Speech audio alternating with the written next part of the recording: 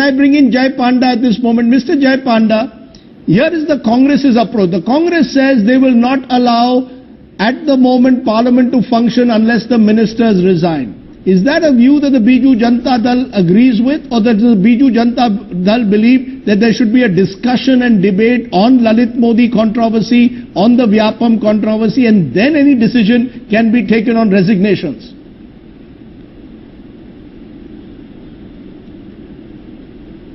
The short answer is the latter. We want discussion, but let me give you a more detailed answer.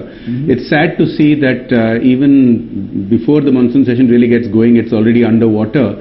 What's really sad is if you close your eyes and listen to the logic being given by the government spokespeople and the Congress spokespeople, you could just roll the clock back 2 or 3 years and they would be exactly the opposite. And that's really sad. And I think the really worrisome thing is that these allegations against senior ministers, against chief ministers, these are serious allegations and you can't treat them lightly.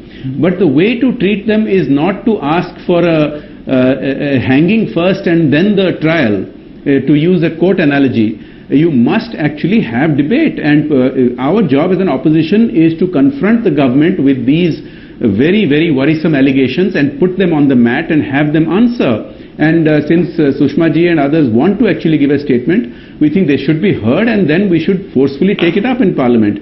Not wanting Parliament to function, I think, defeats the purpose. Jai Panda, there is a sense in the country increasingly that Parliament is now being used simply as is being used for disruptionary tactics to score political points, not to legislate. Yes, bills were passed, I know, in the previous session, but we have important bills like the goods and services tax that many were hoping will at least be debated and passed in this session. Are you getting a sense that Parliament needs to find some new imaginative way by which these repeated disruptions can be avoided?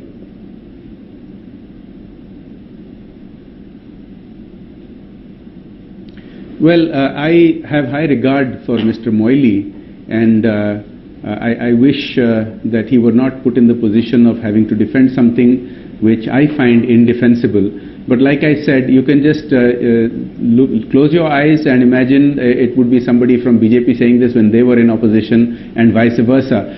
The reality is, Mr. Moily may not admit it, but many of his colleagues openly say so in Central Hall, that they did this to us, so now we must give them a taste of their own medicine. And that is accurate. It is true that they face the same kind of difficulties from the BJP. But the reality is that the country's interest, the national interest that Mr. Moily was talking about, is in fact getting affected. Yes, the last 2 sessions may have been very productive, but the reality is many of these bills, such as the GST bill, has been hanging fire from when they were in government and they were championing it, right. And it is desperately needed. There is still some gap in achieving the consensus, but it is almost there. With just a little bit of willingness to sit and discuss, that could be resolved. The land bill, there is no consensus on that, but also there can be other ways out, maybe to leave it to the states. That needs to be discussed. So clearly the national interest is not getting served by this disruption of Parliament. And I think what is required today is, I would say the onus is on some of the opposition parties to recognize that yes, the party in government today may have done the very same thing earlier, but the country is changing. Right. Many more people today, Indians, are watching this on television and other means and are disgusted by what's happening. And somebody has to put a stop and say that enough is enough. Let's turn a corner and have Parliament function the way it is intended to. Right. And without that happening, you are right, Parliament is losing its relevance.